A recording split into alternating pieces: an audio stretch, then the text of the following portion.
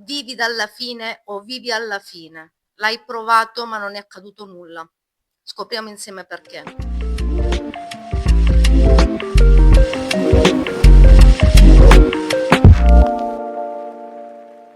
Cosa vuol dire vivi dalla fine o pensa dalla fine, perché ognuno poi la dice a modo suo.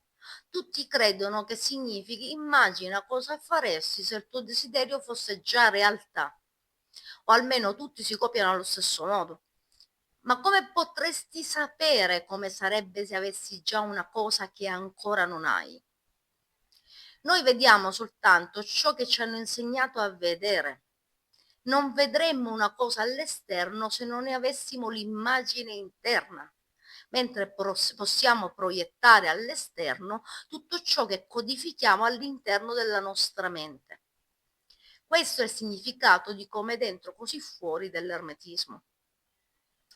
Quella che noi chiamiamo istruzione altro non è che imbrigliare la mente in modo che si faccia determinate immagini mentali di ciò che gli è permesso vedere e cosa non lo è. Quando Cristoforo Colombo scoprì le Americhe, questo esempio lo conosciamo, ma magari contestualizzato lo si comprende meglio.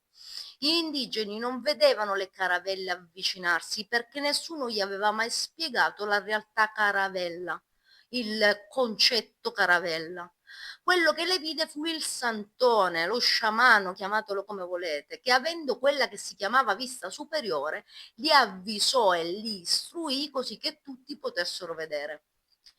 Nella nostra reale fisiologia noi vediamo tutto contemporaneamente, udiamo tutto contemporaneamente, ma riusciamo ad assemblare solo un numero limitato di immagini perché così siamo stati allenati a fare. E quell'elaborazione che la nostra mente è in grado di fare crea un'immagine che nella frenesia della vita non vediamo, o meglio. Crediamo di vederla quando è decaduta in pensiero, ma quando diventa pensiero è già accaduta ed è stata proiettata fuori. Proiettata come è stata proiettata, cioè eliminando gran parte delle percezioni, noi ci illudiamo di vedere un evento per quello che è. Ma in verità noi vediamo soltanto la ricostruzione che abbiamo fatto a livello cerebrale del pensiero. Da questo consegue che vivere dalla fine, per chi volesse, facciamo un esempio, diventare ricco, non può essere immaginarsi di vivere in villa se adesso ha un appartamento e non ha mai avuto una villa o non ha mai abitato in una villa, che ne so, per le vacanze.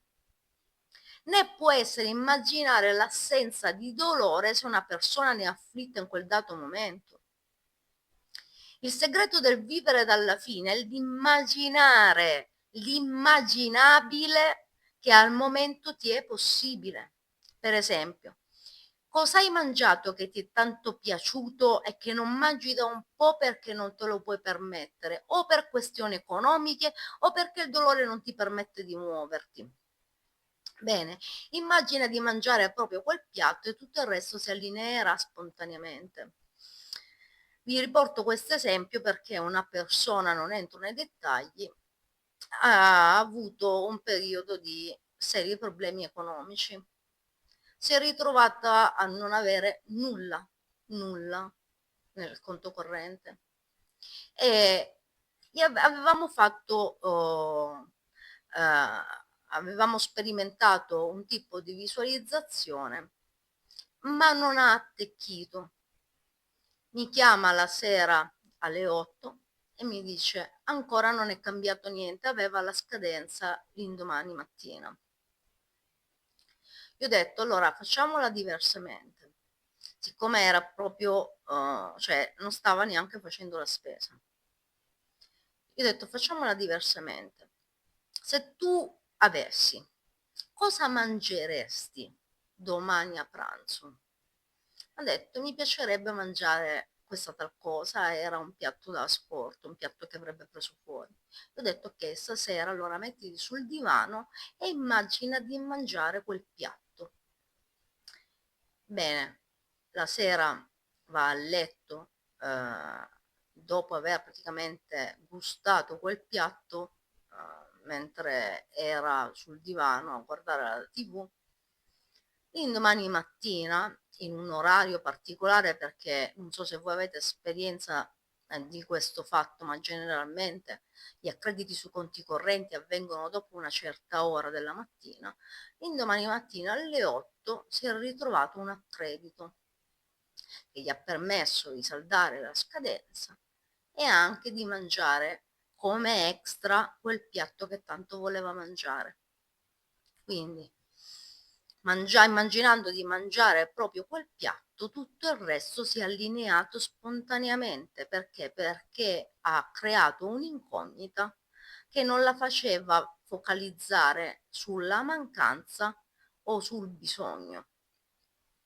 Mentre immaginiamo che ti hanno detto: se vuoi una grande macchina, immagina di guidarla. Allora, immagini di guidare una Maserati o qualunque sia la macchina che vuoi, o di correre mentre hai un dolore al ginocchio. Rischi uno dei seguenti scenari. Nel caso della macchina, vai al lavoro ed il più insospettabile dei colleghi ha vinto, ricevuto in regalo o acquistato la macchina dei tuoi sogni e ti propone di guidarla. Hai realizzato la tua immagine? Eh sì, ma anche tanta frustrazione perché di fatto non si è realizzato quello che voleva essere il tuo intento. Perché?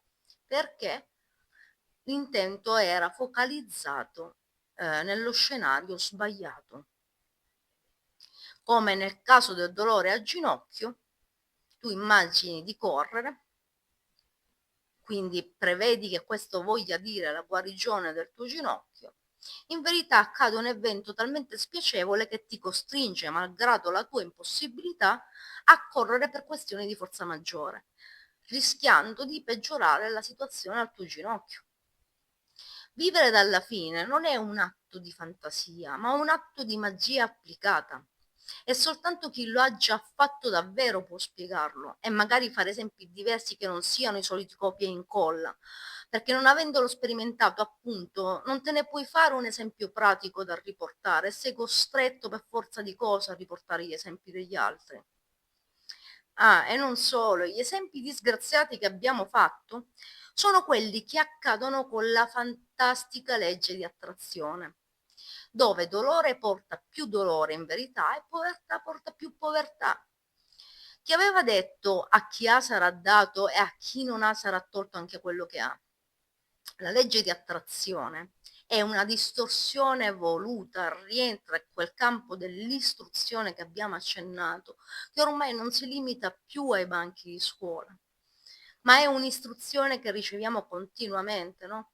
E distorce volutamente il potere umano e che usa il potere dello spirito contro se stesso. È il baratro che porta alla frustrazione. Il pensiero stesso di attrarre qualcosa lo allontana da te, perché l'atto stesso della richiesta porta all'affermazione della sua mancanza.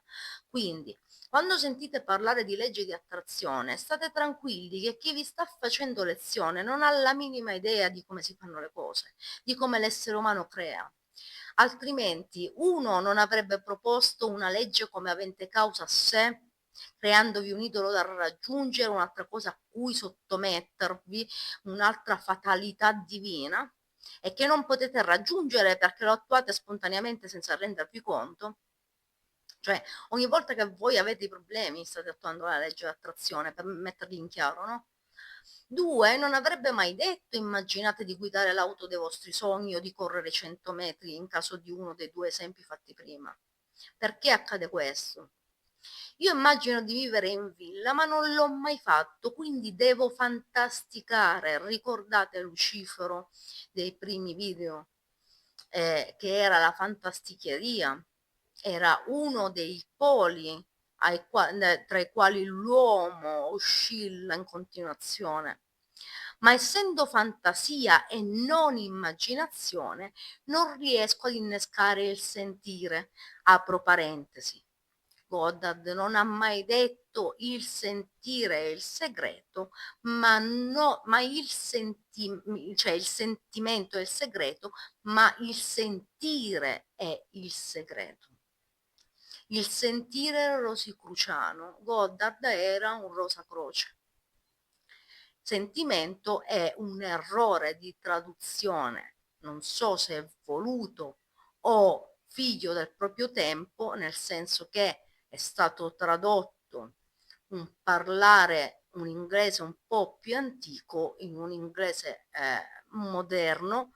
E so che Goddard non è venuto a mancare da molto, ma voi immaginate soltanto la lingua italiana come è cambiata negli ultimi 10-20 anni.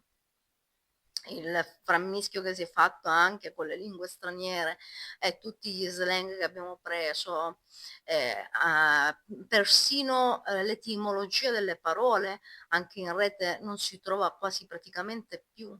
Adesso anche quelli più, come si dice, più famosi come la Treccani non ti danno, ti spacciano per etimologia, in verità il significato corrente della parola, non il significato originario.